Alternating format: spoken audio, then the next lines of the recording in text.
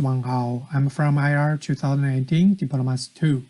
Today our group topic is to talk about crisis humanitarian and intervention in Cambodia. We take Cambodian Civil War as our case to analyze.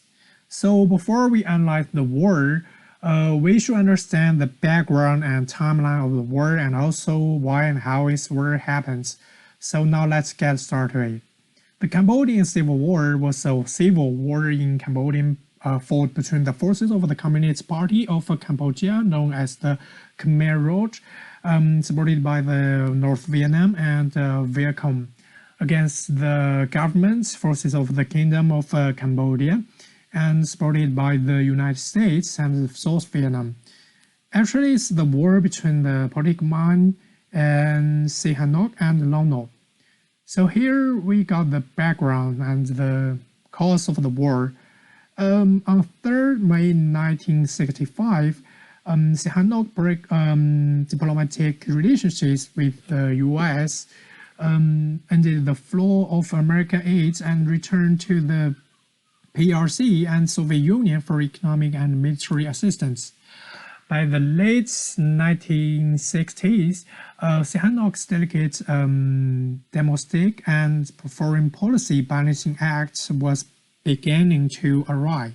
In 1966, he allowed his pro-American Minister of Defense, General Lon Nol, to crack down on leftist activities, crushing the prohibition by accusing its member of subversion and subservience to Hanifah. Simultaneously, Sihanouk lost the support of Cambodia's conservatives as a result of his failure to come to grips with the deteriorating economic situation and with the growing communist military presence.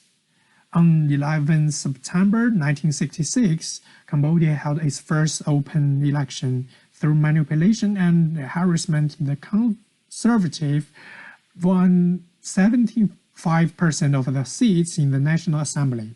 Lon Nol was chosen by the right as Prime Minister, and his deputy, they named Prince Sirik Matak, an ultra-conservative member of the Sisawat branch of the royal clan and long-time enemy of Sihanouk. In addition to these developments and the clash of interests among Phnom Penh's politics elite, social tensions created a favorable environment for the growth of the domestic communist insurgency in the rural areas. It was the conflicts within the leadership that led the civil war.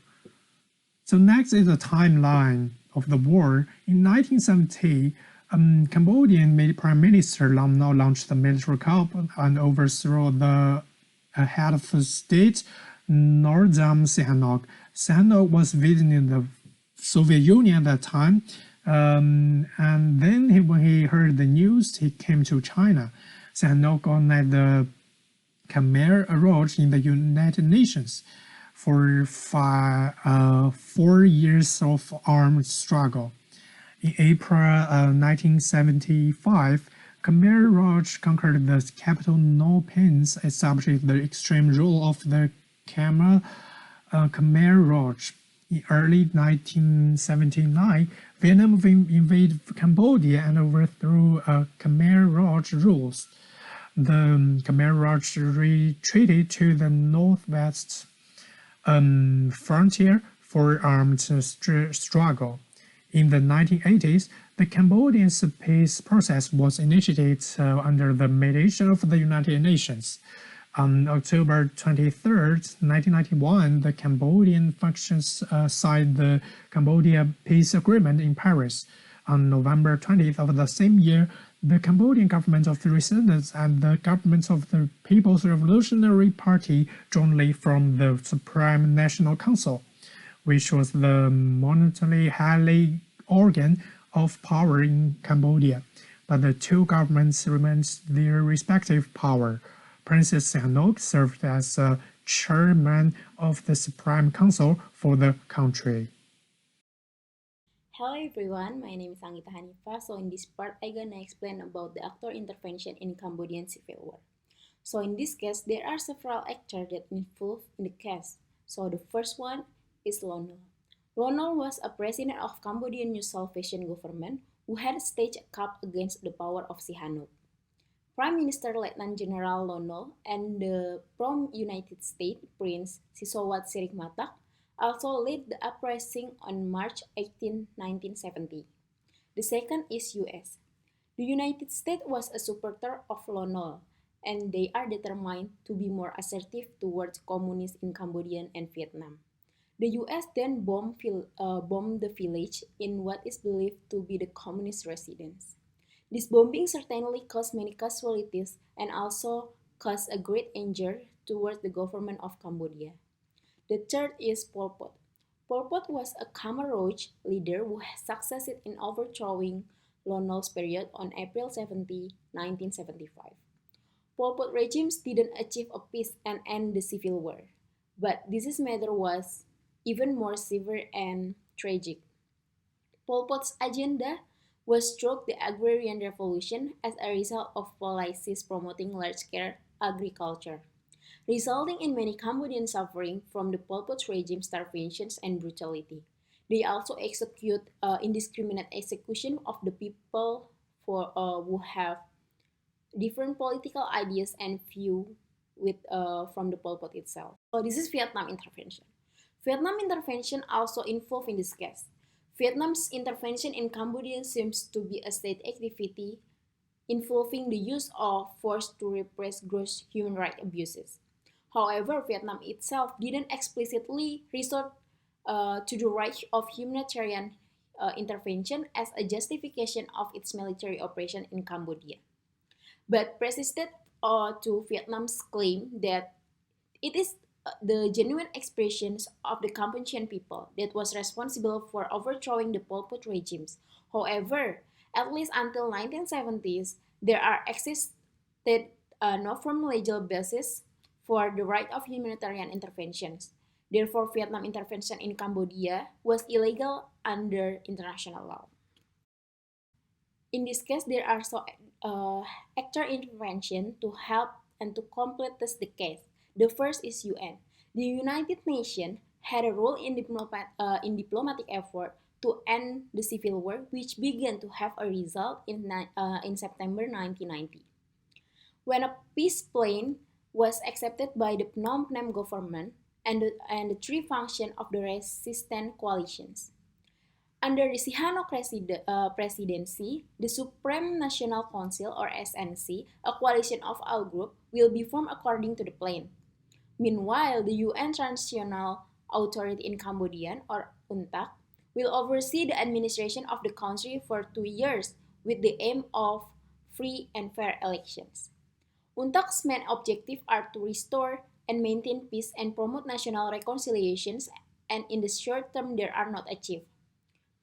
Following the UNTAC withdrawal, many UN agencies have remained in the country to support reconstruction and development.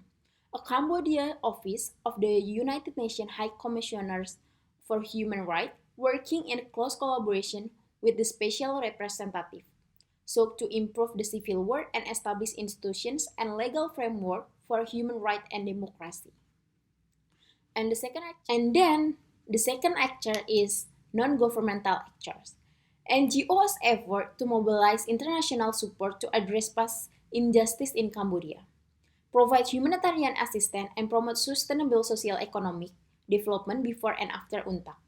Before 1995, NGO systematic participation in Cambodia crisis went through three phases. The first phase is emergency from 1979 until 1982. The second phase is called isolations from 1982 and 1987. And the third phase is transitional and liberalizations. This is from 1988 until 1995. So, field activities of non-governmental actors are also complemented by advocacy campaigns, which are then greatly strengthened by the assistance of widespread media coverage, thus providing an indirect but substantial influence of the definitions of the UNTAC normative basis. And also, there are some informed organizations and media organs that report gross human rights violation relating to the atrocities of the Pol Pot to the Deputy Secretary of State of United Kingdom. So there are Amnesty International, The Times, The Guardian, and Le Monde.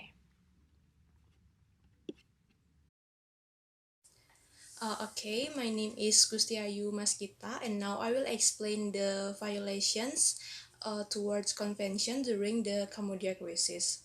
So here are the following convention, treaty, and statute that being violated during the Cambodia crisis. The first one is the 1948 Conventions on the Prevention and Punishment of the Crime of Genocides, and the third one is the 1998 Rome Statute of International Criminal Court, and the third one is grave breaches of the 1949 Geneva Conventions.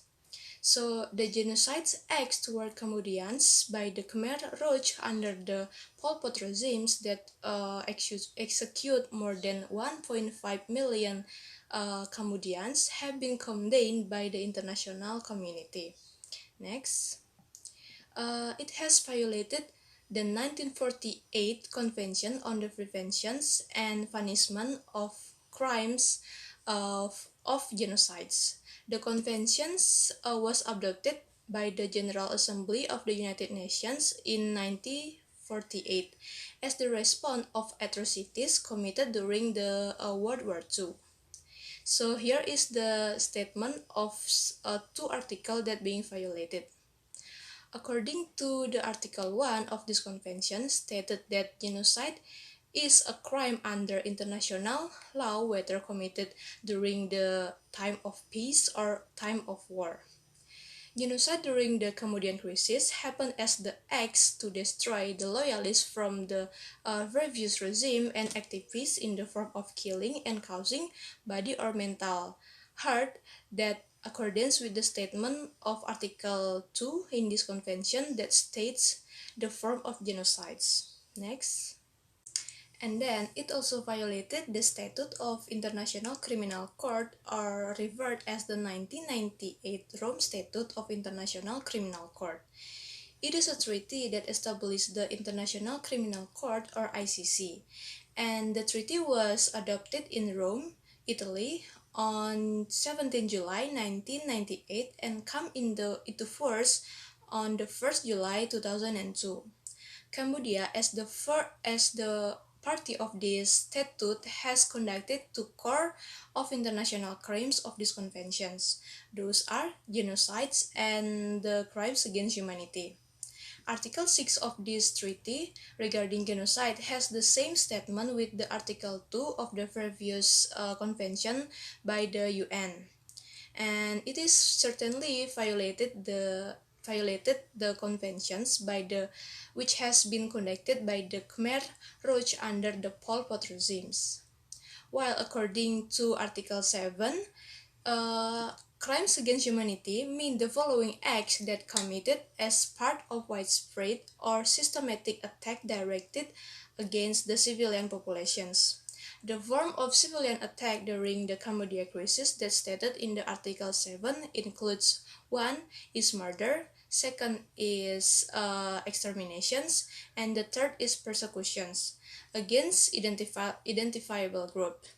In this case, it is conducted towards Cambodians, includes those are intellectuals, ethnic Chinese, Vietnamese, Thai, or anyone who oppose the new regimes. Then the fourth is enslavement, and the fifth is torture.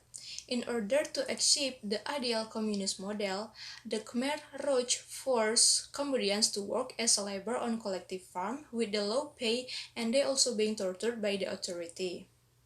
And next, while the Fourth Geneva Conventions on 1949 that relates to the protection of civilians persons in time of war was the first Geneva Convention that not to deal with the combatants. Rather, it protects the civilian as its subject matter.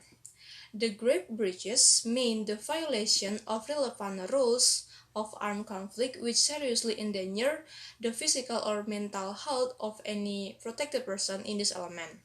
In this case, the grave breaches that's specified in the Fourth Geneva Convention on Article 147 that happened during the Cambodian crisis includes willful killing, torture or inhuman treatment, willfully causing great suffering and causing serious injury to body or health. For the conclusions, in this case, Cambodian crisis has been condemned by the international community because was considered as one of the worst human rights violations. It initially began with the civil war between two regimes that supported by the other state interventions from the allies of two warring sides. However, it became crimes against humanity that targeted the civilian populations, which are not the military subjects in this matter. Therefore, this case has violated several international laws and conventions regarding humanity. The UN was only able to assert its authority vis-a-vis Cambodia when, in the wake of structural change in the world politics, the key antagonists, those still deeply suspicious of one another, were finally reconciled to put an end to a protracted conflict which has consumed a great deal of resources, time and effort with little corresponding benefit. The persistent moral pressure exerted by civil society organizations after the Khmer Rouge autocracy became known in the mid to late 1970s was a crucial factor in the UN's emphasis on human rights. On the other hand, the increasing involvement of the NGOs in real life and reconstruction effort throughout the 1980s broke with its focus on the development of Cambodia. So that's all for us. Thank you for the intentions. Have a good day.